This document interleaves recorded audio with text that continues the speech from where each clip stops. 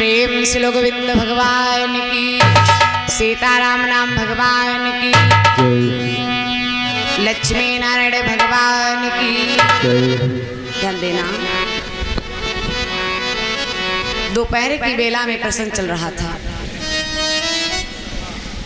दोपहर की बेला में प्रसंग चल रहा था कि आज इधर जिस समय गजरानी ने पाराशर महात्मा को श्राप दिया तो पाराशर महात्मा सियार हो गए और महाराज जाकर के गंगा जी में डूब करके मर गए। और जब गंगा जी में डूब करके मर गए तो सियार महाराज की लाश जो है बहती बहती जाकर के गंगा जी के किनारे लग गई। गंगा जी के किनारे जाकर के लाश लग गई। और इधर क्या हुआ, 7 महात्मा तपस्या करके गंगा जी के पार उतरन करके अपने आश्रम को जाने के लिए आए। जैसे जाने के लिए आते हैं 7 महात्मा आकर के गंगा जी के किनारे पहुंचे। केवट को आवाज लगाया, केवट। लेकिन महाराज समय ज्यादा हो चुका था, रात्रि के 12 बज चुके थे। गंगा जी के घाट पर केवट नहीं था। केवट नहीं था तो 7 महात्मा के लगे, भैया रात काफी हो चुकी है, ऐसा लग रहा है अब केवट नहीं आएगा।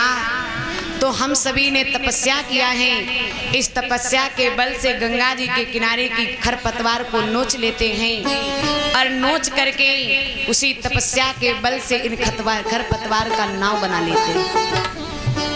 इस खरपतवार से नाव बना लेते हैं। तो मेरे दादा मेरी बहनों महात्माओं ने क्या किया, उस खरपतवार को नोचा।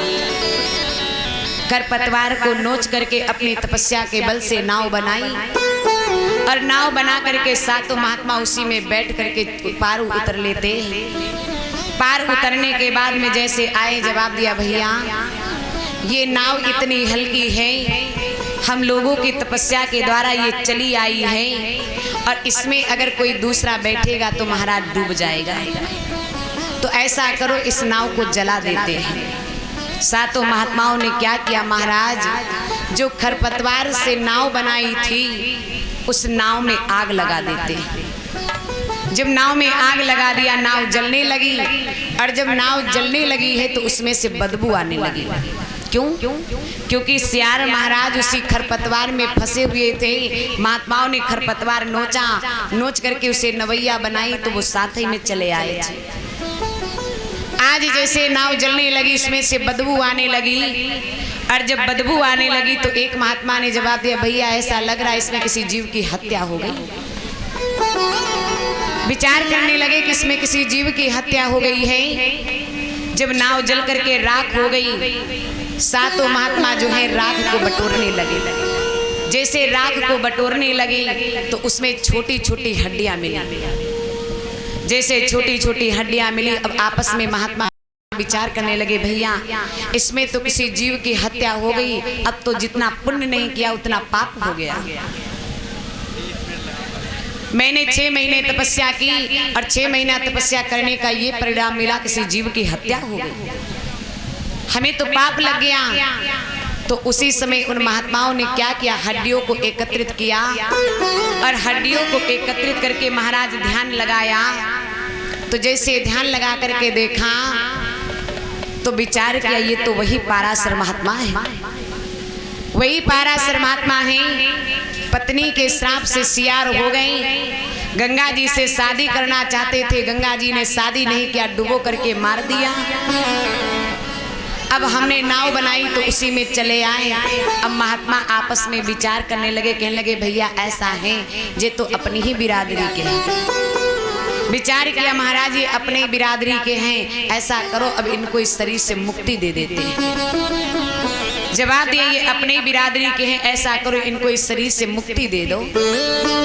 7 महात्माओं ने हड्डियों को एकत्रित किया। हड्डियों को एकत्रित करके ब्रह्मा जी का ध्यान लगाया, आवाज लगाया, हे ब्रह्मा हम 7 की तपस्या में अगर जरा सी भी ताकत है तो ऐसा कीजिए, हम 6 की 7 की तपस्या आप ले लीजिए, लेकिन अभी इन हड्डियों से बालक बना करके तैयार कर दीजिए।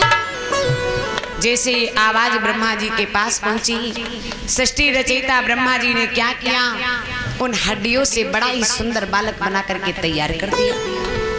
जैसे बड़ा ही सुंदर बालक बना करके तैयार कर दिया, सातों महात्माओं से जवाब दिया है भैया ऐसा करो, जवाब दिया ऐसा करो, इस बेटा को ले जाओ, ले जा करके इसका लालन पालन करना। सातों महात्माओं ने इस बेटा को ले लिया। बेटे को लेकर के अपने आश्रम में आए। धीरे धीरे वो बेटा सयाना होने लगा। जिस समय उस बेटे की उम्र 5 वर्ष की हो जाती है तो एक महात्मा ने जवाब दिया भैया ऐसा करो, अब इस बच्चे का नाम तो रख दे। विचार किया क्या ये लड़का बिना नाम का रहेगा, नाम तो कुछ रखा ही जाएगा। तो एक महात्मा बोले भैया ऐसा नाम रखो क्योंकि हम सातों की तपस्या का फल इसमें लगा है, ऐसा नाम रखो जिससे इसमें सातों लोगों का नाम आए। तो एक महात्मा बोले भैया अगर इस बच्चे का नाम शांतन रख दिया जाए तो नहीं ठीक रहेगा? जवाब दिया बिल्कुल ठीक रहेगा। सातों महात्माओं ने मिल करके उस बच्चे का नाम शांतन रख दिया। जैसे नाम शांतन रख दिया, अब महाराज धीरे धीरे शांतन जो है वो सयाना होने लगा। ध्यान देना, आज इधर सातों महात्माओं ने जवाब दिया भैया अगर इनका नाम शांतन रख दिया जाए तो नहीं ठीक रहेगा। जवाब दिया बहुत ठीक रहेगा। सातों महात्माओं ने क्या किया, महाराज उस बच्चे का नाम शांतन रख दिया। धीरे धीरे धीरे धीरे जिस समय शांतन सयाना होने लगा, एक दिन की बात है, शांतन ने क्या किया, जिस समय शांतन 12 वर्ष का हो जाता है महात्माओं के हाथ से कार्यभार छीन लेता है। कार्यभार छीन करके स्वयं कार्य करता है, भोजन बनाता है, सभी महात्माओं को भोजन करवाता है। लेकिन एक दिन की बात है, जिस समय शांतन की उम्र 16 वर्ष की हो जाती है, शांतन भोजन बना रहा था। भोजन बनाते बनाते शांतन को याद आई कि हमारा तो विवाह हो चुका है और जब मेरी शादी हो चुकी है तो मैं फिर भी अपने हाथों से बना बना के खा रहा। शांतन ने विचार किया हमारे पास में चिमटा की व्यवस्था है तो फिर हमें हाथ जलाने की कोई जरूरत नहीं। भोजन बना करके रख दिया, सातों महात्माओं को भोजन करवाया। भोजन करवाने के बाद में शांतन ने क्या किया, जाकर के गंगा जी के घाट पर पहुंचे, आवाज लगाया गंगा मैया। गंगा निकल करके आई, जवाब दिया कौन है आप? शांतन ने जवाब दिया मुझे पहचाना नहीं। मैया गंगा ने जवाब दिया बिल्कुल नहीं पहचाना। आप कौन है, कहाँ से आए हैं? तो शांतन ने जवाब दिया गंगा मैं तुम्हारा पति हूँ, तुम मेरी पत्नी हो। गंगा जी बोले पहली बात बताओ हमारी तुम्हारी शादी हुई? शांतन बोले मैं बता रहा हूँ हमारी तुम्हारी शादी हो चुकी है, तुम मेरी पत्नी हो, मैं तुम्हारा पति हूँ, मैं तुमको लेने आया हूँ। गंगा जी बोली पहले बताओ शादी कब हुई? शांतन ने जवाब दिया देखो गंगा हमारी तुम्हारी शादी हो चुकी है। जब हम सियार बन के आए थे तुमसे शादी की बात चलाई थी तो तुमने कहा था कि जो तुम मेरी 7 भावरे इधर से उधर डाल लोगे तो मैं शादी कर लूंगा, मैं शादी करूंगा। तुमने स्वीकार किया था, मैंने कहा था मैं शादी करूंगा, तुमने कहा था मैं शादी कर लूंगी। तो उसी समय मैया गंगा बोली फिर आगे क्या हुआ? शांतन ने जवाब दिया मैं सियार होकर के 6 भावरे डाल चुका था, 7वीं भावर में तुमने मुझे डुबो दिया था, लेकिन जैसे 7वीं भावर पड़ने वाली थी तुमने मुझे डुबो दिया था, मेरे प्राण निकल गए थे, लेकिन सप्तऋषियों ने मुझे इधर से उधर पूरी गंगा को पार करा दिया। शांतन ने जवाब दिया देखो गंगा तुम्हारे साथ में हमारी बहुरी सातों परी जिंदम परी हुए चाहे मुर्द।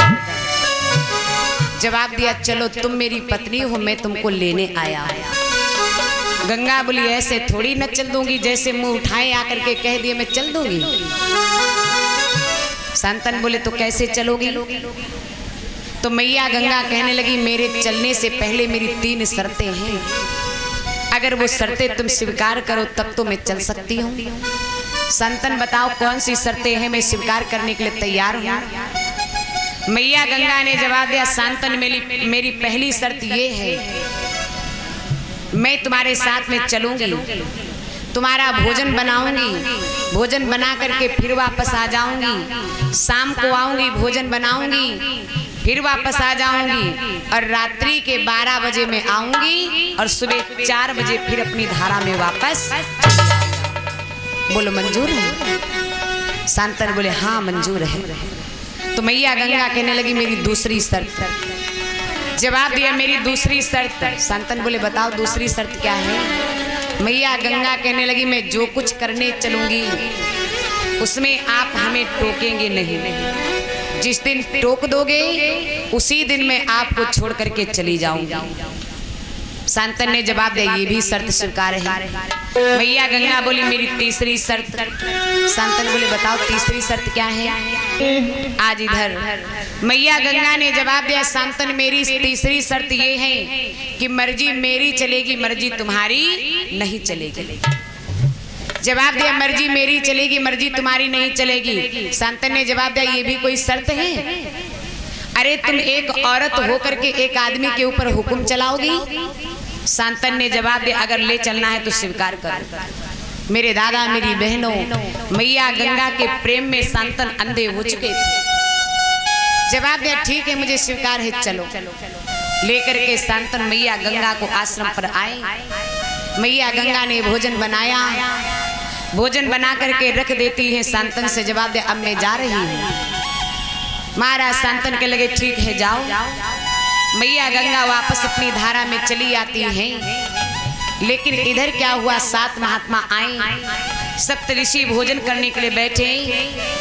तो शांतन ने क्या किया, सभी महात्माओं के सामने भोजन की थाली लगाई। सभी महात्मा बैठ जाते हैं। भोजन की थाली सामने रखी थी, एक और तोड़ करके गोविंद भगवान का भोग लगाया। और गोविंद भगवान का भोग लगाने के बाद में जैसे एक महात्मा कौर तोड़ करके मुंह में रखने के लिए चले, दूसरे महात्मा ने जवाब दिया महाराज ठहर जाओ। जवाब दिया बात क्या है? तो कहा भोजन में हाथ मत लगाना। तो जवाब दिया क्या भोजन में कोई कमी है? तो दूसरे महात्मा ने जवाब दिया महाराज हमें ऐसा लग रहा है कि दाल में कुछ काला है। तीसरे महात्मा ने जवाब दिया महाराज दाल में कुछ काला नहीं है, महाराज दाल पूरी की पूरी काली हो चुकी है। तो जवाब दिया क्या मतलब? तो का मतलब ये है कि पहले जब चेला रोटी बनाता था तो इतनी मोटी मोटी बनाता था, एक ही रोटी में पेट भर जाता था। लेकिन आज पता नहीं कितनी रोटी बनाई, इतनी पतरी पतरी बनाई, इतनी पतरी पतरी बनाई कि पुरवैया हवा चले साथ है मुड़ी। जवाब दिया हमें ऐसा लग रहा है कि चेला जो है वो गृहस्थ हो चुका है। सातों महात्माओं ने जवाब दिया अगर चेला गृहस्थ हो चुका है तो भोजन को प्रणाम करो और भोजन को प्रणाम करके आश्रम को छोड़ करके निकल चलो। जवाब दिया आश्रम को छोड़ करके निकल चलो। और क्या जवाब दिया है कि सातों ऋषियों ने मदो मदो, कि सातों ऋषियों ने मदो मदो आश्रम को खाली कर दीना।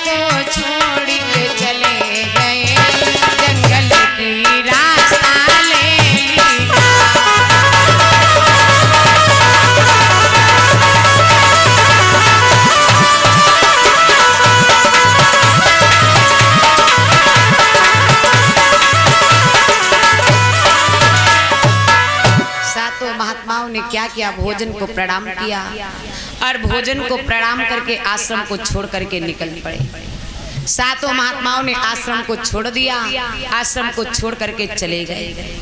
लेकिन इधर मैया गंगा को लेकर के शांतन जो है उसी आश्रम में रहने लगे। जैसे आश्रम में रहने लगे महाराज, धीरे धीरे धीरे धीरे समय व्यतीत हुआ। धीरे धीरे समय व्यतीत हुआ तो कुछ दिन के बाद में महाराज शांतन और मैया गंगा से एक बेटा पैदा हुआ। जैसे बेटा पैदा हुआ तो मैया गंगा ने क्या किया, उस पुत्र को गोदी में लेती महाराज शांतन से जवाब दिया, स्वामी लाला का जन्म हुआ है। अब राजा शांतन बच्चे को देखने की तलाश में बैठे हैं कि किस समय गंगा जो है मुझे मेरे बेटे को दिखाएंगी। लेकिन मैया गंगा ने क्या किया, पुत्र को अपनी गोदी में लिया और पुत्र को गोदी में लेकर के अपने घाट पर आई। और अपने घाट पर आकर के मैया गंगा ने किया क्या है कि ले बेटा को गोदी में जा, घाट पे गंगा आई।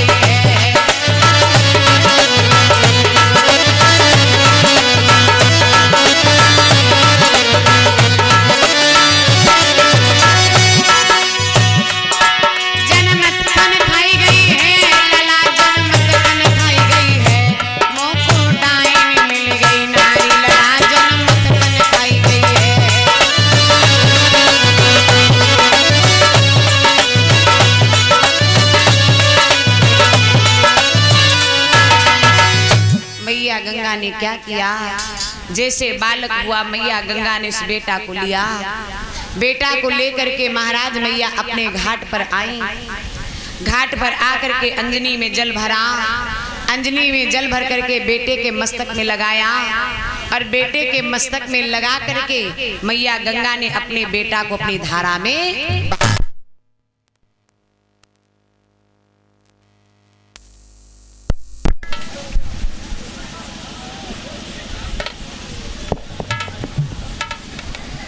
आज अपने बेटा को अपनी धारा में बहा दिया। महाराज शांतन जो है वो खड़े खड़े देख रहे हैं। महाराज शांतन खड़े खड़े देख रहे हैं। विचार किया, हे परमात्मा ये कैसी मैया है। विचार किया ये कैसी मैया है जो अपने कोख से अपने बच्चे को जन्म देती है और अपने हाथों से अपने बच्चे को अपनी धारा में बहा देती है। हे परमात्मा ये कैसी विडंबना है। इस मैया को जरा से भी दर्द नहीं आती है, अपनी कोख से जन्म देती है और अपने ही हाथों बहा देती है। लेकिन मेरे दादा मेरी बहनों, मैया गंगा ने एक नहीं बारी बारी से 7 पुत्रों को अपनी धारा में बहा दिया।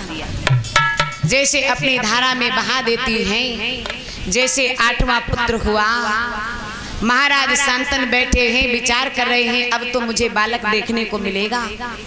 लेकिन जैसे वो पुत्र हुआ, मेरे दादा मेरी बहनों, हर एक पुत्र की भांति मैया गंगा ने उस बच्चे को गोदी में लिया और गोदी में लेकर के मैया गंगा कहाँ के लिए चली।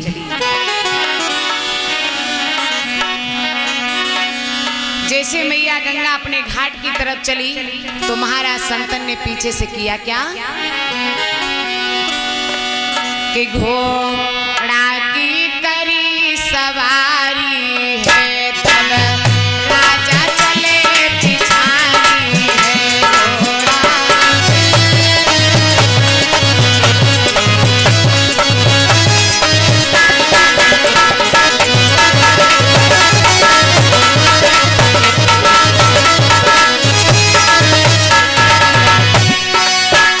घोड़ा की करी सवारी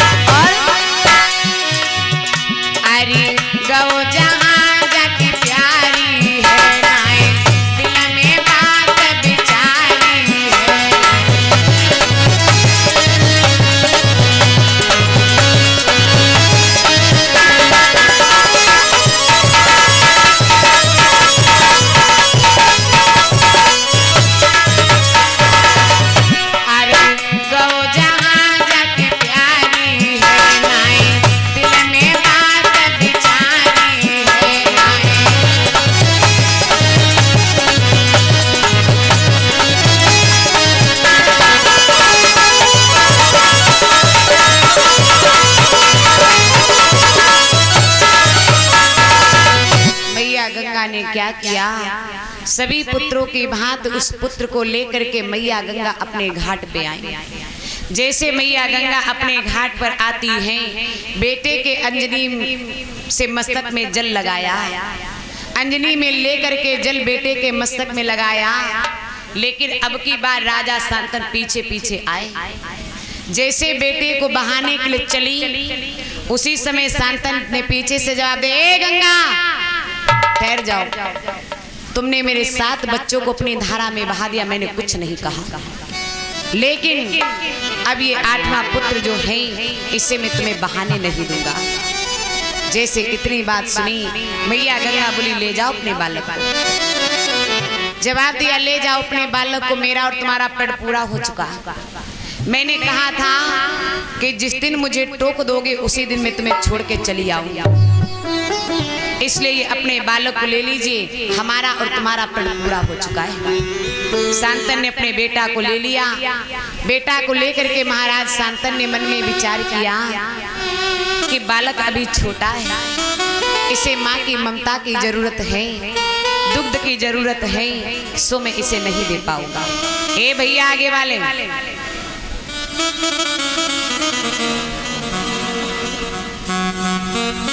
जवाब दिया कि बालक अभी छोटा है, इसे माँ की ममता की जरूरत है, दुग्ध की जरूरत है, सो मैं इसे नहीं दे पाऊंगा।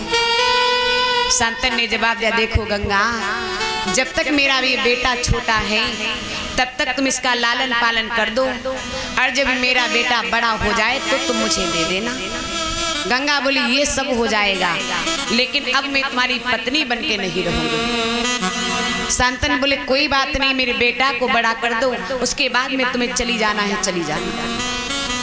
मैया गंगा ने उस बेटा को ले लिया, लेकिन जाते जाते मैया गंगा ने जवाब दिया, शांतन तुम्हें पता है कि जिन 7 पुत्रों को मैंने अपनी धारा में बहा दिया और जिस 8वें पुत्र को तुमने बहाने नहीं दिया, ये तुम्हारे पुत्र नहीं है। जवाब दिया, ये तुम्हारे पुत्र नहीं हैं। तो बोले, ये कौन है? मैया गंगा ने जवाब दिया, शांतन, ये जिन्हें तुम अपना पुत्र मानते हो ये तुम्हारे पुत्र नहीं, ये अष्टवसु है। जवाब दिया, अष्टवसु हैं, इनको हमारा ही श्राप लगा था। शांतन ने जवाब दिया, तुम्हारा श्राप? तुमने इनको कब श्राप दिया? तो मैया गंगा कहने लगी, सुनो शांतन, एक बार की बात है, देवराज इंद्र की सभा लगी हुई थी, सभी महात्मा वहां पर इकट्ठा थे, सभी देवता इकट्ठा थे, और वे अष्टवसु भी वहां पर उपस्थित थे। लेकिन मैं इंद्र की सभा में प्रवेश करती हूँ, और जैसे मैया गंगा इंद्र की सभा में प्रवेश करती है महाराज, तो देवराज इंद्र की सभा में प्रवेश जैसे करती हैं, तो मैया गंगा इतनी पतली साड़ी पहने हुई थी, इतनी पतली साड़ी पहने हुई थी कि मैया गंगा का पूरा शरीर दिख रहा था। अष्टवसुओं ने जैसे देखा मुस्कुराने लगे, विचार क्या, अरे मैया गंगा तेरी महिमा धन्य है, मैंने इतने दिन तक तुम्हारे जल में स्नान किया, मैं ये नहीं जान पाया कि आप इतनी सुंदर हो। लेकिन उसी समय क्या हुआ, एक तेज हवा का झोंका आया, मैया का पल्लू जो है वो उड़ जाता है। जैसे मैया का पल्लू उड़ गया, अब तो पूरा शरीर दिखने लगा। अष्टवसु हंसने लगे, विचार किया, मैया गंगा तुम धन्य हो, तुम्हारी महिमा धन्य है, इतने दिन तक मैंने तुम्हारे जल में स्नान किया, ये नहीं अनुमान लगा पाया कि आप इतनी सुंदर हो। अष्टवसु हंस रहे थे। अष्टवसुओं को हंसता हुआ सप्तऋषियों ने देखा। सप्तऋषियों ने जैसे देखा, विचार किया, इतनी पतित पावनी माँ गंगा, जिन्हें देख करके ये दुष्ट हंस रहे हैं। तो उसी समय सप्तऋषियों ने जवाब दिया, कहा, अरे दुष्ट, जाओ, मैं तुम्हें श्राप देता हूँ, तुम मैया गंगा को देख करके हंस रहे हो, तो जाओ, मैं तुम्हें श्राप देता हूँ, तुम्हें पृथ्वी लोक में जाकर के महादुख भोगना पड़ेगा। जवाब दिया, पृथ्वी लोक में जाकर के तुम्हें महादुख भोगना पड़ेगा। जैसे अष्टवसुओं ने सुना, अष्टवसु रोने लगे। अष्टवसु रोने लगे, और जब रोने लगे मैया गंगा से बोले, माँ, मैं कितने पवित्र भाव से हंस रहा था, मेरा कोई गंदा विचार नहीं था, मैं गंदे भाव से आपको देख करके नहीं हंस रहा था, मैं तो सिर्फ आपकी तारीफ कर रहा था। लेकिन सप्त ऋषि ने मुझे ऐसा श्राप दिया है कि मुझे पृथ्वी लोक में जाकर के महादुख भोगना पड़ेगा। अब बताओ मैं क्या करूं। जैसे मैया गंगा ने इतनी बात को सुना, जवाब दिया अष्टवसुओं परेशान मत हो। जवाब दिया परेशान मत हो, तुम्हें पृथ्वी पर तो जाना पड़ेगा लेकिन वहां का दुख भोगना नहीं पड़ेगा। बोले तो क्या होगा? तो मैया गंगा ने कहा अष्टवसुओं जाओ, मैं तुम्हें ये वरदान देती हूँ कि मैं अपनी कोख से तुमको जन्म दूंगी और अपने हाथों से तुम्हारा उद्धार करूंगी। इसलिए मैया जिस बच्चे को जन्म देती थी उस बच्चे को अपनी धारा में बहा देती थी। 7 बसुओं को बहा दिया था लेकिन 8वें बसु को बहाने नहीं दिया। मैया गंगा ने रोक लिया और जैसे मैया गंगा ने रोक लिया है, सांतन ने रोक लिया, मैया गंगा ने वापस कर दिया। लेकिन सांतन ने फिर विनती किया तो मैया गंगा उस बच्चे को लेकर के चली आई। धीरे धीरे वो बेटा सयाना होने लगा जिसमें 5 वर्ष की उम्र होती है। नाम रखा है देवव्रत। देवव्रत धीरे धीरे सयाना हो गया। मैया गंगा ने विचार किया बच्चे को पढ़ाना लिखाना भी है। तो उस समय बहुत बड़े ब्रह्मचारी थे जिनका नाम था परशुराम। मैया गंगा ने देवव्रत को ले जाकर के परशुराम को सौंप दिया। जवाब दिया महाराज जिस तरीके से आप हर एक विद्या में निपुण हैं उसी तरीके से मेरे बेटे को हर एक विद्या में निपुण कर दीजिए। महाराज सांतन ने पढ़ाया, पढ़ाने के लिए छोड़ दिया। मैया गंगा परशुराम के पास में छोड़ के आती है। अब सांतन निश्चिंत हो गए, गंगा भी निश्चिंत हो गई क्योंकि देवव्रत को परशुराम को दे दिया। इधर महाराज परशुराम जी जो हैं देवव्रत को पढ़ाने लगे। पढ़ाते पढ़ाते सारी विद्याओं में निपुण कर दिया, सारी विद्याओं में निपुण कर दिया। और उसके बाद में देवव्रत को हस्तिनापुर में छोड़ देते। जैसे हस्तिनापुर में छोड़ दिया, सांतन ने इधर उधर देखा, कोई दिखाई नहीं दिया। देवव्रत जाकर के हस्तिनापुर में पहुंचता है। महाराज सांतन को देखा, वो भी नहीं दिखाई दिया। और इधर मैया गंगा को देखा, वो भी दिखाई नहीं दी। तो देवव्रत ने अपने मन में विचार किया। और क्या विचार करता है, ध्यान देना।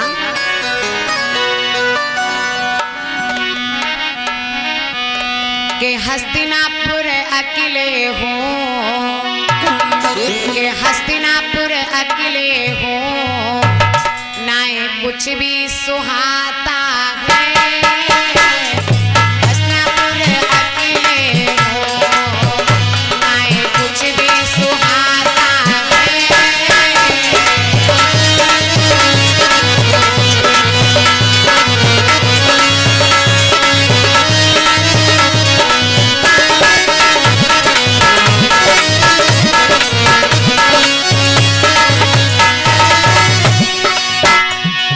हस्तिनापुर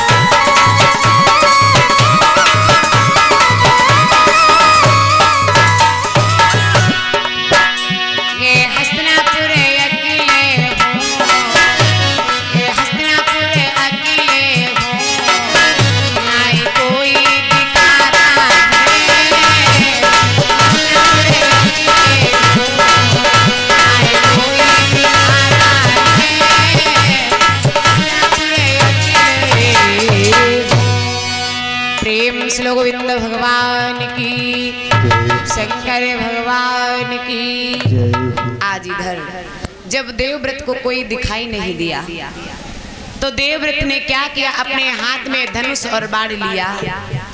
धनुष बाण लेकर के महाराज गंगा जी के घाट पर पहुंच गए।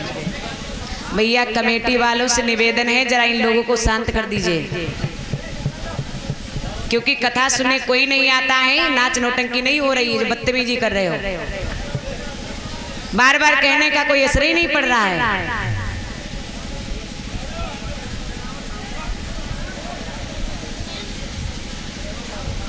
प्रेम श्लोक विनोद भगवान की, शंकर भगवान की। ध्यान देना। आज इधर देवव्रत ने क्या किया, गंगा जी के घाट पर जाकर के पहुंचा, अपने धनुष पर बाण रखा और धनुष पर बाण रख करके एक एक बाण को छोड़ता है और बाण को छोड़ते छोड़ते महाराज गंगा जी के बीचों बीच धार में बांध लगा दिया।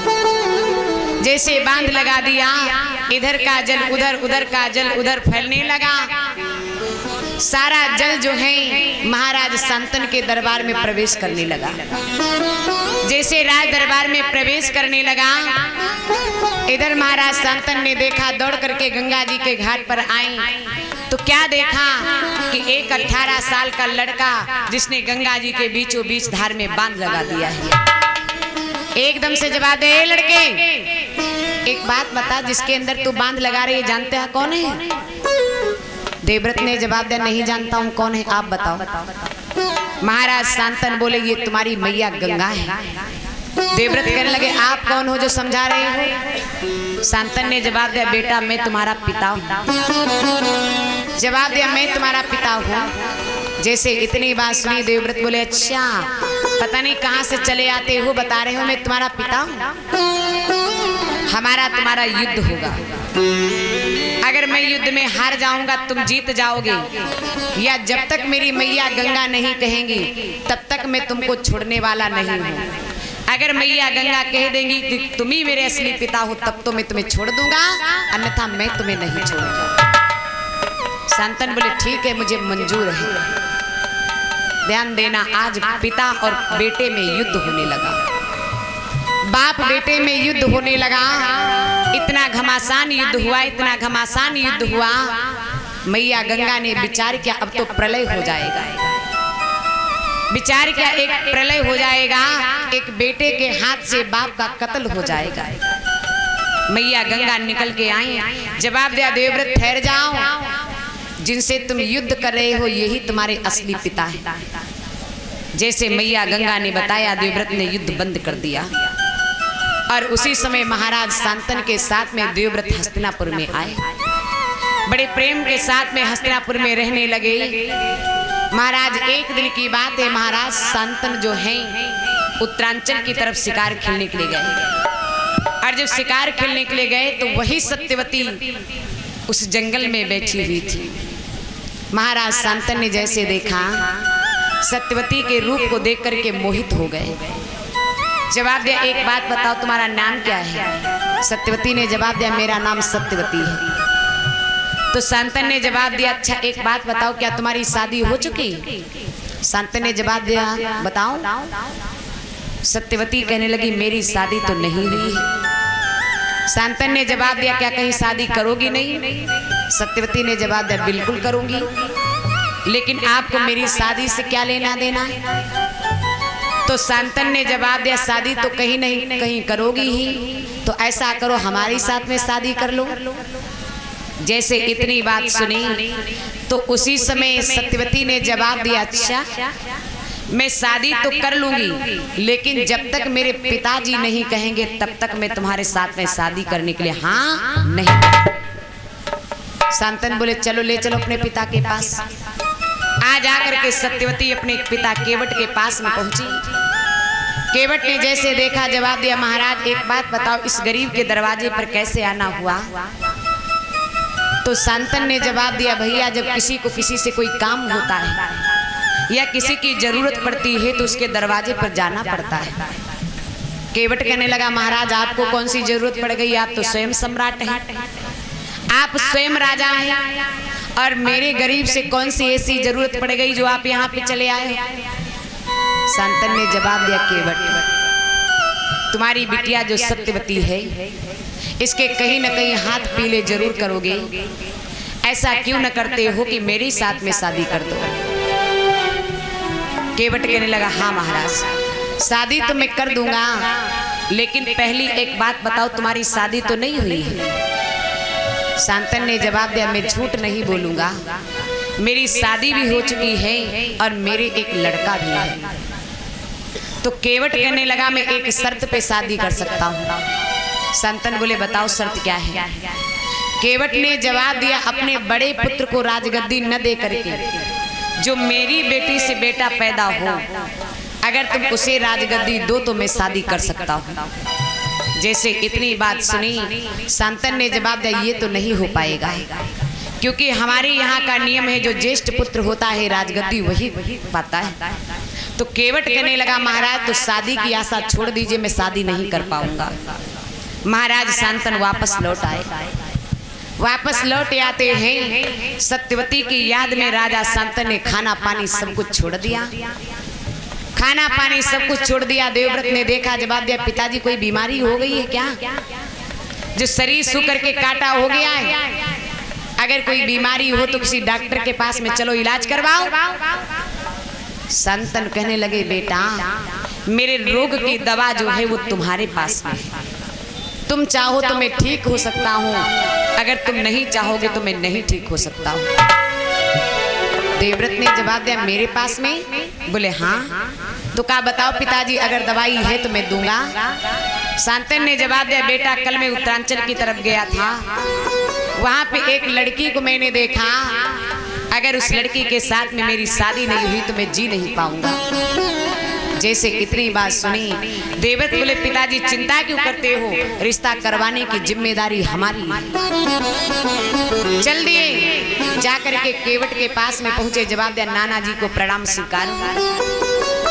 केवट कहने लगा, बोलो कैसे आए हो, कहाँ से आए हो?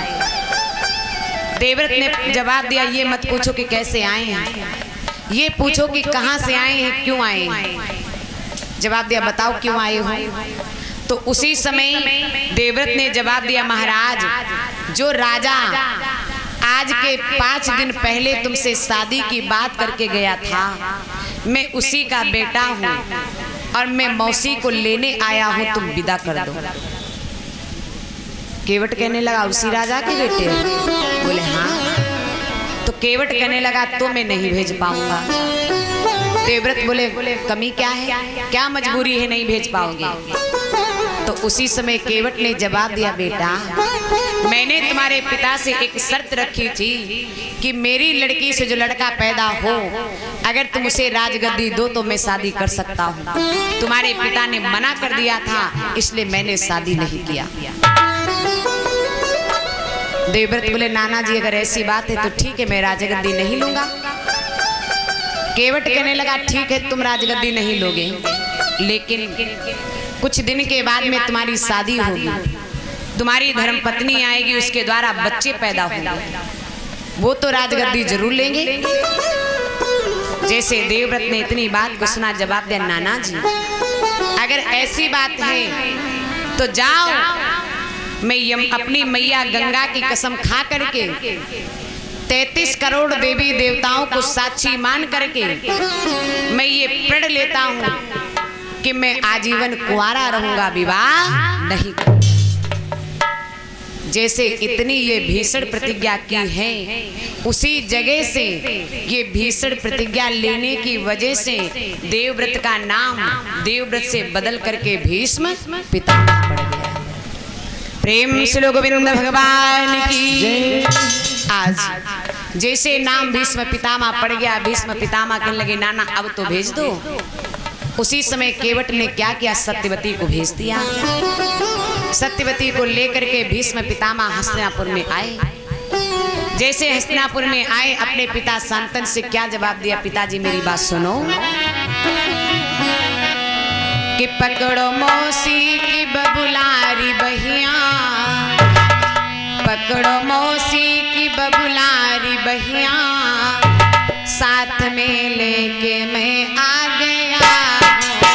पकड़ो मौसी की बबुलारी बहिया,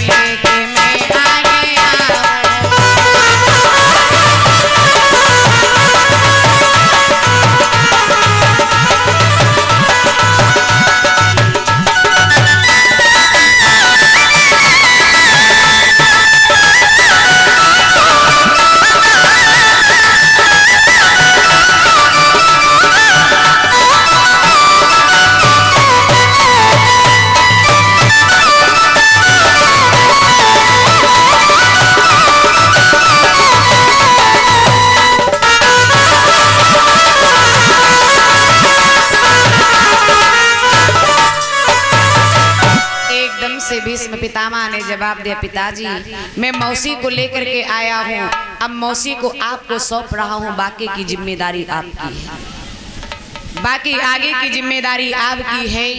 आज जैसे इतनी बात सुनी है, महाराज शांतनु जो है सत्यवती के साथ में रहने लगे। जैसे सत्यवती के साथ में रहने लगे, आज इधर धीरे धीरे समय व्यतीत हुआ, और जब समय व्यतीत होता है महाराज, तो शांतनु से और सत्यवती से दो बेटा पैदा हुए। शांतनु और सत्यवती से दो बेटा पैदा हुए। एक बेटे का नाम है चित्रांगद और दूसरे बेटे का नाम है विचित्रवीर। आज जब दो बेटा हुए, लेकिन महाराज शांतनु जो है वो बूढ़े हो चुके थे। एक दिन की बात है, महाराज शांतनु ने सत्यवती से जवाब दिया, देखो सत्यवती, अब मेरी अवस्था जो है अंतिम समय में पहुंच रही है, मेरा कोई जीने का सहारा नहीं है, लेकिन अगर मुझे कोई अच्छी बुरी बात हो जाए तो ऐसा करना, तुम्हारे 3 बेटे हैं, इन्हीं बेटों के सहारे रह करके अपने जीवन को काट लेना। जैसे मैया सत्यवती ने इतनी बात को सुना, जवाब दिया, पिया ये क्या बोल रहे हो? शांतनु बोले, हाँ सत्यवती, मुझे ऐसा लग रहा है कि अब हमारा शरीर जो है वो साथ नहीं देगा। जैसे इतनी बात सुनी तो उसी समय मैया सत्यवती ने जवाब दिया, पिया ऐसा नहीं बोलते। आज धीरे धीरे समय व्यतीत हुआ। एक दिन ऐसा हुआ कि महाराज शांतनु के प्राण निकल जाते हैं। मैया सत्यवती जो हैं, मैया सत्यवती करती क्या है, महाराज शांतनु की लाश के ऊपर सर पटक पटक करके रो रही। देवव्रताएं भीष्म पितामह ने जवाब दिया, मौसी ये मृत लोक है, यहाँ पे जो भी आया है उसे जाना जरूर पड़ेगा, क्योंकि हर एक व्यक्ति के जाने का तरीका अलग अलग है, लेकिन एक न एक दिन जाना सबको पड़ता है। इसलिए धैर्य धारण करो, और ये शरीर नश्वर है, इस शरीर का कोई ठिकाना नहीं है। आज सत्यवती को समझाया, सत्यवती की समझ में आ गई। भीष्म 3 लड़कियों का स्वयंवर कर रहा था, और वो 3 लड़कियां थी कौन कौन सी, अम्बा, अम्बे और अम्बालिका। ये 3 लड़कियों का स्वयंवर कर रहा था काशी नरेश। देश विदेश में खबर भिजवाई, भीष्म पितामह को भी खबर मिली। तो सत्यवती से जवाब दिया है, मौसी अगर आपकी आज्ञा हो, भैया शादी के योग्य हो गए चित्रांगद और विचित्रवीर, अगर आपकी इच्छा हो तो मैं उन लड़कियों को जीत के लाऊं, अपने भाइयों की शादी करवा दूं। सत्यवती बोली, ठीक है भीष्म पितामह, जाओ, जो इच्छा हो वो कर सकते हैं। महाराज भीष्म पितामह जा करके काशी में पहुंचे। जैसे काशी में पहुंचे हैं, वो 3 लड़कियां जो थी जयमाल लिए खड़ी हुई थी, लेकिन भीष्म पितामह जो थे वो देखने में बहुत सुंदर थे। 3 लड़कियों ने जैसे देखा, भीष्म पितामह के ऊपर मोहित हो गए। लेकिन इधर भीष्म पितामह ने क्या किया, महाराज सभी राजा महाराजा वहां पर इकट्ठा थे, लेकिन भीष्म पितामह ने उन 3 लड़कियों को रथ में बिठाया, और रथ में बिठा करके महाराज हस्तिनापुर की तरफ लेकर के चले। जैसे लेकर के चले आए, आकर के हस्तिनापुर में पहुंचे। मैया सत्यवती को आवाज लगाया, मौसी। सत्यवती ने जवाब दिया, हाँ बेटा। तो कहा, ऐसा करो, मैं तुम्हारे लिए बहुएं लेके आया हूँ, अपनी बहुओं की आरती उतारो। आज सत्यवती दौड़ करके आई अपने बहुओं की आरती उतारने के लिए। जैसे आरती उतारने के लिए आई, लेकिन महाराज ध्यान देना, पहले के जमाने में और आज भी जब बहू दरवाजे पे आती हैं तो माताएं क्या करती हैं, अपनी बहू की आरती उतारती हैं, बहू की आरती उतारती हैं। लेकिन उसके पहले क्या होता था, उसके पहले क्या होता था, एक बात याद आ गई, बता दो, ध्यान देना। एक बार की बात है, एक लड़के की शादी तय हो रही थी, और जब शादी तय हो रही थी तो महाराज उसके रिश्ते जो थे काफी दूर दूर से आ रहे थे, काफी दूर दूर से रिश्ते आ रहे थे। अकस्मात उस लड़के की शादी एक शहर की लड़की के साथ में तय हो गई। अच्छे घर से पढ़ी लिखी लड़की से रिश्ता तय हो गया, शादी हो गई। शादी के दिन लड़का बारात लेकर के पहुंचा, और जैसे सवेरा हुआ इधर माताओं ने अनुमान लगाया कि अब बारात जो है वापस आने का समय हो चुका है। माताओं ने क्या किया, विचार किया, जब तक बहू आवे तब तक घर में सारी सामग्री तैयार कर लेते हैं। माताओं ने क्या किया दादा, पूड़ी पिटौआ लपसी सारी सामग्री तैयार कर लिया। जैसे दूल्हे वाली गाड़ी आई और गाड़ी आकर के पहुंची तो माताओं ने क्या किया, एक डेलवम पूड़ी पिटौआ रख लें, एक कमंडलम लपसी ले लें, एक जनी ढोलक टांग लें और 2-4 जनी जाके गाड़ी के पास में पहुंच गई। और जैसे गाड़ी के पास में पहुंची, गेट खोल और गेट खोल के एक जनी बहुरिया दबिया जवाब देने लगी, बिटिया हमारी एक जो नियम है कि जो नई नवेली बहुरिया आवत है वही का देवी के मंदिर में ले जाओ जाते। अब नई नई बहुरिया आई, उन्हें का मालूम देवी के मंदिर में ले जाओ जाते कि देवता के मंदिर में ले जाओ जाते। बहुरिया तो कुछ नहीं बोली। अब एक जनी ढोलक टांगे व ढोलक बजावे, बाकी सभी जनी पीछे जाए, एक जनी बहुरिया के दबियाए ले जाए। अब गावत चली जाए, देवी मैया के मंदिर जा रही, गावत चली जाए, लेकिन दादा अम्मा लोग गीत बड़े अजीबो गरीब है, गीत जो हैं बड़े ही अजीबो गरीब है। जा रही देवी मैया के मंदिर में पूजा करने के लिए, लेकिन गाती क्या जा रही है कि मंदिर से झांको भवानी तुम्हारो दलो आवत है।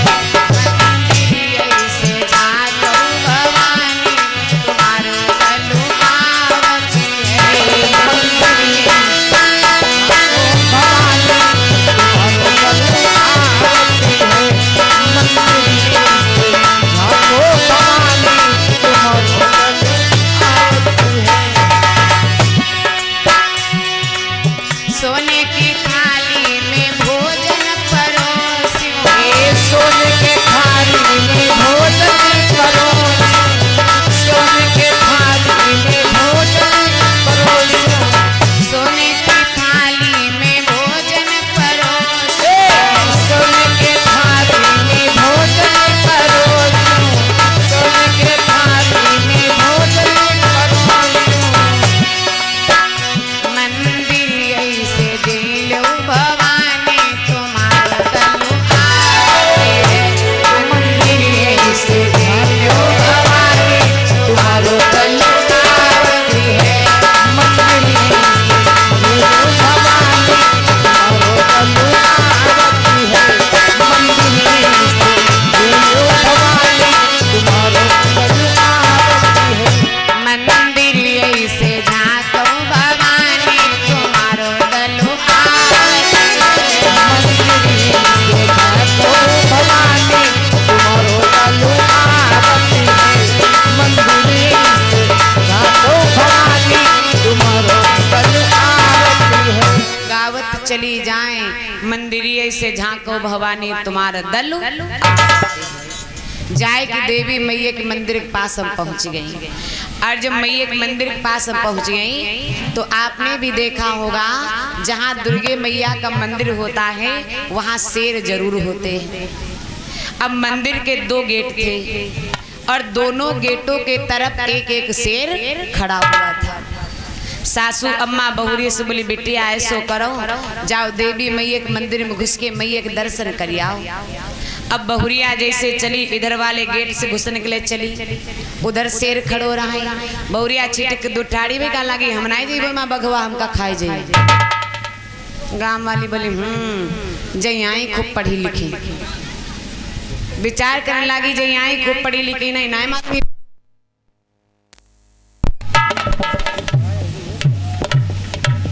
बार बार कट कर दे रहे। गाँव वाली विचार करने लगी कि इन्हें नहीं मालूम है कि पत्थर की बगवाएं हमका नहीं कहीं हैं। तो सासू अम्मा बोली, बिटिया कोई बात नहीं, अगर इधर से नहीं जाइए तो इधर वाले गेट से चली जाओ। अब बहुरिया दूसरे वाले गेट से घुसने के लिए चली, उधर शेर खड़ो रहा है। बहुरिया छिटक दूध ठाड़ी भी कहने लगी, अम्मा हम नहीं जीबो, माँ 2 बगवा हमका खा।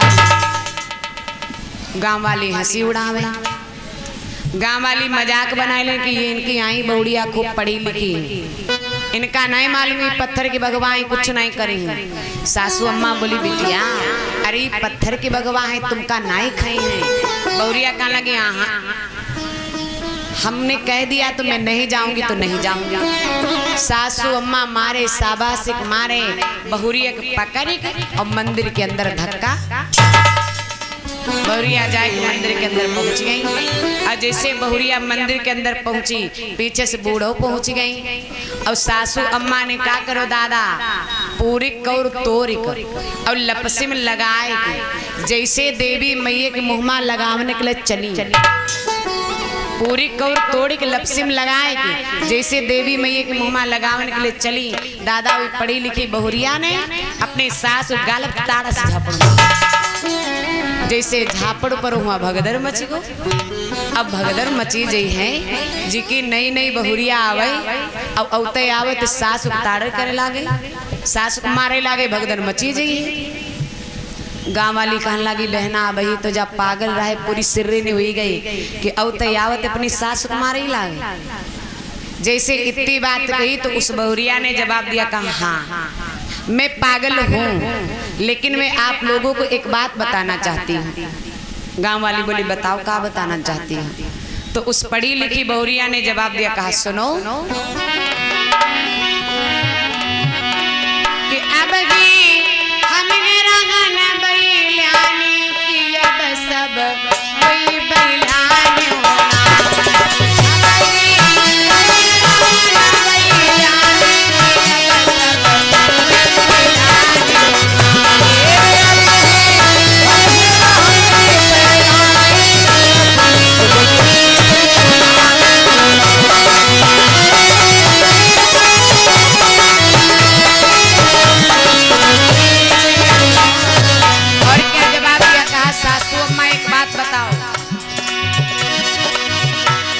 के पत्थर के भगवा जब नागी खई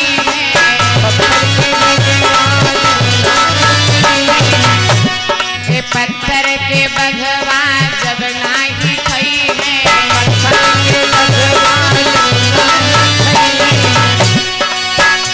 इमा पत्थर की बैठी भवानी अरे सब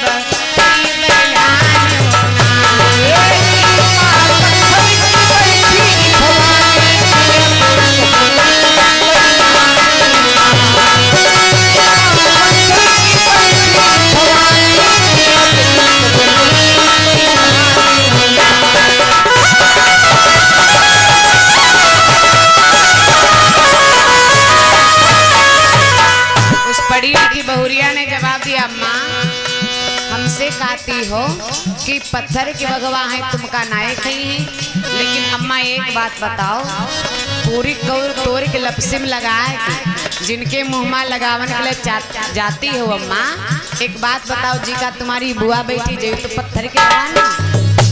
जवाब दिया कही तुम्हारी लपसी पूरी खाई लिया है। जवाब दिया कहा मेरी बात सुनो और क्या बोली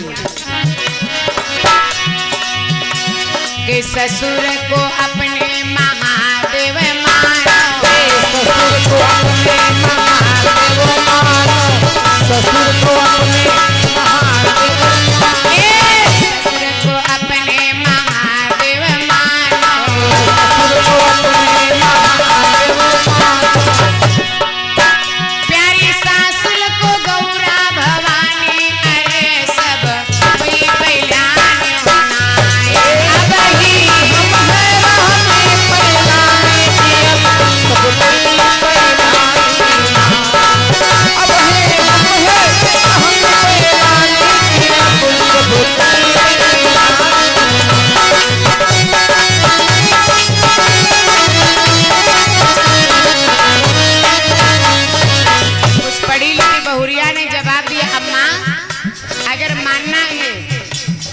ससुर को भोले बाबा और अपनी सास को गौरा मैया। और सुनो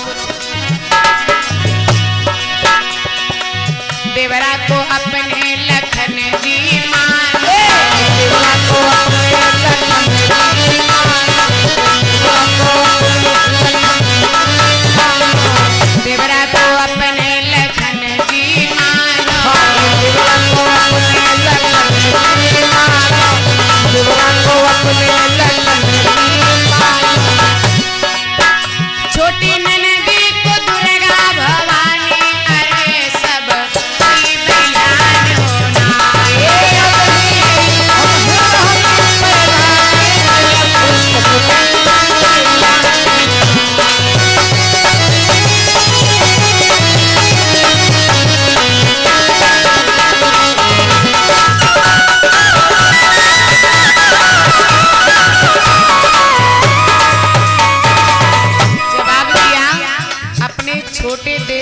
लक्ष्मण के समान मानो और अपनी ननद को दुर्गा जी के रूप में देखो।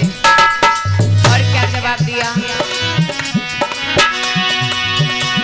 कि पति को अपने राम जी मानो, पति को अपने राम जी मानो, पति को अपने राम जी मानो, पति को अपने राम जी मानो, हाय पति को अपने राम जी मानो।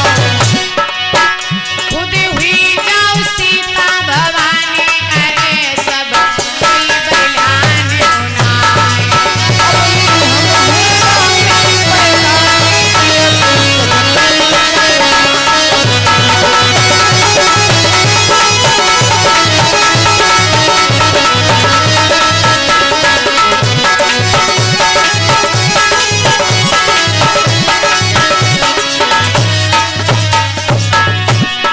अब ही हमेरा न बलिदानी कि अब सब कोई बलिदान उनाए।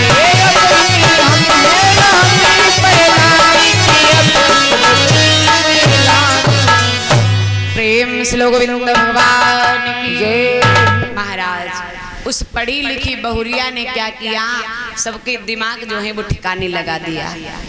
आज इधर भीष्म पितामह ने आवाज लगाया, मौसी बहुए लेके आया हूँ, आरती उतारो। सत्यवती ने आकर के अपनी बहुओं की आरती उतारी। तो उसी समय भीष्म पितामह के लगे, मौसी एक बात बताओ, भैया कहाँ गए? भैया नहीं दिखाई दे रहे। तीनों लड़कियों ने जवाब दे, ये क्या बात है? अरे भाइयों की क्या जरूरत है? भीष्म पितामह कहने लगे, मैं तुमको अपने लिए थोड़ी ना लेके आया हूं। तो जवाब देने लगी, तो किसके लिए लेके आए हो? भीष्म पितामह ने जवाब दिया, मेरे दो भाई कुंवारे हैं, मैं उनके लिए तुम्हें लेकर के आया हूं। उसी समय चित्रांगद विचित्रवीर आए। भीष्म पितामह ने क्या किया, अम्बा को चित्रांगद को दे दिया, अम्बे को विचित्रवीर को दे दिया, अम्बालिका रह गई। अम्बालिका ने जवाब दिया, मैं क्या करूं? भीष्म पितामह कहने लगे, अगर तुमको रहना है तो इन दोनों के बीच की दासी बन के रहो, अगर नहीं रहना है तो जा सकती हो। अम्बालिका बोली, अच्छा। ले करके हम तीनों को आए साथ में और हम इनके बीच की दासी बने, नहीं बनूंगी। तो भीष्म पितामह बोले, तो रास्ता साफ है, जा सकती हो। अम्बालिका बोली, जाऊंगी भी नहीं। तो भीष्म पितामह बोले, तो क्या करोगी? अम्बालिका कहने लगी, तुम लेके आए हो, तुम मेरे साथ में शादी करो। भीष्म पितामह कहने लगे, मैं किसी कीमत पे तुमसे शादी नहीं कर सकता हूँ, क्योंकि मैंने प्रण किया है कि मैं आजीवन कुंवारा रहूंगा, विवाह नहीं करूंगा। अम्बालिका बोली, चाहे जो कुछ हो, नहीं करोगे तो तुम्हारे गुरुजी के पास में जाऊंगी। भीष्म पितामह बोले, यहीं से टरी जाओ, चाहे जहां जाओ। अम्बालिका दौड़ती हुई परशुराम जी के पास में पहुंची। परशुराम जी ने जब जैसे देखा, जवाब दिया, क्यों आई हो? अम्बालिका बोली, महाराज आपका चेला भीष्म पितामह हम तीन बहनों को जीत करके लाया था, दो की शादी कर दिया है और मेरे से कहता है कि दोनों के बीच की दासी बन के रहो, मेरे साथ शादी नहीं कर रहा है। परशुराम जी ने जवाब दिया, लेके आया है कि तुम खुद ही चली आई हो? जवाब दिया, महाराज तुम्हारा चेला लेके आया है। परशुराम जी ने जवाब दिया, अगर वो तुम्हें लेके आया है तो उसे शादी करनी पड़ेगी। परशुराम जी आए, जवाब दिया, भीष्म पितामह। बोले, हाँ गुरुजी। तो कहा, एक बात बताओ, इस लड़की को देख रहे हो? बोले, हाँ। तो कहा, इस लड़की में क्या कमी है? तो बोले, गुरुजी लड़की में कोई कमी नहीं है। तो कहा, फिर शादी क्यों नहीं कर रहे हो? भीष्म पितामह कहने लगे, गुरुजी मैंने प्रण किया है कि मैं आजीवन कुंवारा रहूंगा, विवाह नहीं करूंगा। परशुराम बोले, ये कुछ नहीं चलेगा, अगर इसे लेके आए हो तो शादी करनी पड़ेगी। भीष्म पितामह कहने लगे, गुरुजी चाहे जो कुछ हो जाए मैं शादी नहीं करूंगी, नहीं करूंगा, इस लड़की को जाने दो। परशुराम जी ने जवाब दिया है, भीष्म पितामह अगर तुम इस लड़की के साथ में शादी नहीं करोगे तो ऐसा करो, तुम मेरे से युद्ध करो, अगर मैं युद्ध में जीत जाऊंगा तो तुम्हें इस लड़की के साथ में शादी करनी पड़ेगी, और अगर तुमने मुझे युद्ध में हरा दिया तो तुम इस लड़की से शादी मत करना। भीष्म पितामह कहने लगे गुरुजी बाकी सब मंजूर है पर शादी नहीं करूंगा। आज महाराज गुरु और चेला में युद्ध होने लगा, घमासान युद्ध होने लगा। अंबालिका खड़े खड़े देख रही है, विचार कर रही है परमात्मा गुरुजी जीत जाते हैं, जो हार जाते तो हमारे साथ हम बियाह, लेकिन परिणाम हो गया उल्टा। भीष्म पितामह ने गुरुजी को उठाया, उठा करके जमीन पर पटक दिया। अब अंबालिका सोचने लगी अब ये मेरे साथ में शादी नहीं। दौड़ती हुई आई, आकर के चिता को रचाया, चिता को रचा करके महाराज उसी में जलने के लिए बैठ जाती है। जैसे जलने के लिए बैठ जाती है अंबालिका, जब अंबालिका जलने के लिए बैठी तो भीष्म पितामह को श्राप देती है, अरे भीष्म तुमने गुरुजी का अपमान करने के बाद में मेरे साथ में शादी नहीं किया, इसलिए तो जाओ मैं आपको श्राप देती हूँ कि अगले जन्म में मैं शिखंडी बन करके आऊंगी और महाभारत के युद्ध में अगर मैंने ही तुमको न मरवा दिया तो मेरा नाम भी शिखंडी। इसलिए जिस समय भीष्म पितामह के सामने शिखंडी को ला करके खड़ा कर दिया गया था, भीष्म पितामह ने अपने अस्त्र शस्त्रों को डाल दिया, श्राप दे दिया। अंबालिका जल करके भस्म हो गई। अब अंबा और अम्बे रहने लगे, लेकिन भीष्म पितामह का नियम है, भीष्म पितामह प्रतिदिन गुरुजी के कमरे अपनी मैया के कमरे में जाते हैं और सत्यवती को अच्छी अच्छी ज्ञान की बातें बताते हैं, और जब सत्यवती सो जाती है तो कमरे से बाहर निकल आते हैं। लेकिन विचित्रवीर को नहीं रहा गया। विचित्रवीर चित्रांगद से कहने लगे भैया दादा रोज मैया के कमरे में जाते हैं, 12 बजे तक पता नहीं क्या करते रहते हैं, फिर वापस निकल के आते हैं, हमें लग रहा है कोई बुरी बात है। लेकिन चित्रांगद ने कोई ध्यान नहीं दिया। चित्रांगद एक जंगल को शिकार करने के लिए गया, वहां उसने शिकार किया, और जब शिकार करने के लिए जाता है तो एक चित्रांगद नाम के दैत्य से चित्रांगद का वध हो जाता है। लेकिन विचित्रवीर ने क्या किया, महाराज विचित्रवीर कमरे में छिप करके बैठ जाता है। भीष्म पितामह आए, सत्यवती चारपाई पर लेटी थी, भीष्म पितामह नीचे बैठे हुए थे, कथा को सुनाने लगे। कथा को सुनते सुनते सत्यवती सो जाती है। भीष्म पितामह सोचने लगे मौसी तो सो गई, अब ज्यादा देर तक इनके कमरे में रुकना ठीक नहीं है। भीष्म पितामह चलने लगे, तब तक क्या देखा, मैया सत्यवती का एक पैर जो है वो चारपाई से नीचे पड़ा हुआ, चारपाई से नीचे पड़ा हुआ है। तो उसी समय क्या किया है, भीष्म पितामह ने विचार किया अगर हाथ से उठाता हूं तो पाप लगेगा। भीष्म पितामह ने गर्दन को झुकाया, अपनी गर्दन पे पैर रख करके मैया का पैर चारपाई पर रख दिया। जैसे विचित्रवीर ने देखा, विचित्रवीर ने विचार किया दादा तो बड़े सच्चे भाव से मैया के कमरे में आते थे, गंदगी मेरे ही अंदर थी। विचार किया गंदगी मेरे अंदर थी, जो मैं भैया के पवित्र भाव को समझ नहीं पाया। उसी गंदे विचार की वजह से आज विचित्रवीर को मनसा का पाप लग गया, सारे शरीर से कोढ़ निकलने लगा। भीष्म पितामह के पास में आए, बोले दादा एक बात बताओ, अगर किसी व्यक्ति को मनसा का पाप लग जाए तो उसे क्या करना चाहिए। भीष्म पितामह कहने लगे विचित्रवीर अगर किसी व्यक्ति को मनसा का पाप लग जाता है तो काशी में एक पीपल का वृक्ष है, उस वृक्ष की खोह में बैठ करके जल जाए, उसका प्रायश्चित हो जाता है। विचित्रवीर ने क्या किया, जाकर के काशी पहुंचे, काशी पहुंच करके उसी पीपल के वृक्ष में अपने देह को जला। आज विचित्रवीर भी खत्म हो गए, इधर चित्रांगद का वध चित्रांगद दैत्य से हो जाता है, इधर विचित्रवीर भी खत्म हो गए। अब अंबा और अम्बे विधवा हो गई। सत्यवती ने जैसे देखा, विचार किया दोनों बहुएं विधवा हो चुकी हैं, ये परिवार कैसे चलेगा। जाकर के भीष्म पितामह के पास में पहुंची, जवाब दिया है बेटा दोनों बहुएं विधवा हो चुकी हैं, ऐसा करो तुम इनके साथ में शादी कर लो, ये परिवार कैसे चलेगा। भीष्म पितामह कहेंगे मौसी चाहे जो कुछ हो जाए, इस परिवार चले चाहे न चले, लेकिन मैं अपने प्रण से अडिग नहीं होगा। मैंने प्रण किया मैं शादी नहीं करूंगा।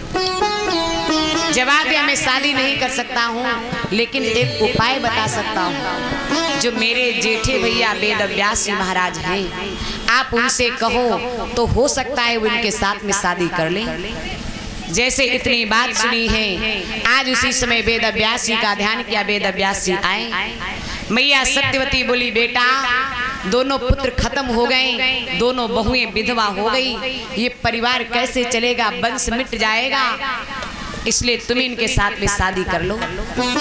वेद व्यास जी ने जवाब दिया मैया मैं शादी तो कर लेता, लेकिन मैं इनके साथ में शादी करूंगा नहीं, लेकिन एक उपाय बताता हूँ। अगर ये बहुएं मेरे सामने नग्न अवस्था में निकल जाएं तो मैं दृष्टि भोग क्या जेठ के सामने नग्न अवस्था में जाऊंगी, मुझे शर्म लगेगी। तो अम्मा ने उठाया एक पट्टी और पट्टी उठा करके अपनी आंखों पर बांध लिया।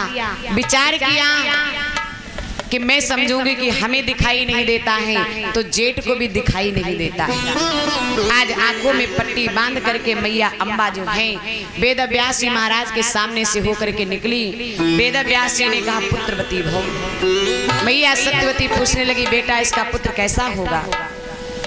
जवाब दिया इसका पुत्र कैसा होगा? तो उसी समय वेद व्यास जी ने जवाब दिया मैया पुत्र तो बड़ा ही सुंदर होगा, लेकिन इसने लाज के मारे अपने आंखों पर पट्टी बांध लिया है, तो पुत्र तो बड़ा ही सुंदर होगा लेकिन आंखों से हीन होगा, यानी अंधा होगा। अम्बे से जवाब दिया बिटिया तुम ही जेठ के सामने निकल जाओ। उसी समय अम्बे ने जवाब दिया है जेठ के सामने जाऊंगी नग्न अवस्था में शर्म लगेगी।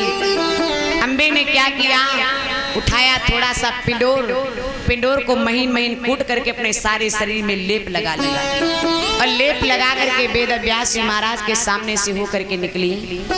वेद व्यास जी ने कहा पुत्रवती भव। मैया सत्यवती पूछने लगी बेटा इसका पुत्र कैसा होगा? वेद व्यास बोले मैया पुत्र बड़ा ही सुंदर होगा लेकिन पिंड रोगी होगा। मैया सत्यवती ने विचार किया, दोनों ने बर्बाद कर दिया। एक बांदी थी जिसका नाम था शूद्रा। मैया सत्यवती उसके पास में जाकर के पहुंची, जवाब दिया बिटिया तुम ही लाज बचा लो, तुम ही वेद व्यास के सामने नग्न अवस्था में निकल जाओ। जैसे बांदी से बताया, बांदी ने नग्न अवस्था में गाते बजाते भगवान का भजन करते हुए वेद व्यास जी के सामने से होकर के निकल गई। वेद व्यास जी ने कहा पुत्रवती भव। मैया सत्यवती पूछने लगी बेटा इसका पुत्र कैसा होगा? तो उसी समय वेद व्यास जी ने जवाब दिया मैया पुत्र बड़ा ही सुंदर होगा और भगवान का बहुत बड़ा भक्त होगा। आज इतना कह करके वेद व्यास जी अंतर ध्यान हो गए। प्रेम से लोग गोविंद भगवान की, शंकर भगवान की। आइए अग्रिम चर्चा दिन की बेला में कि किस प्रकार से तीनों पांडवों का जन्म होता है और कैसे कौरवों का जन्म होता है। इस महाभारत में लड़ने वाले योद्धा कैसे तैयार होते हैं।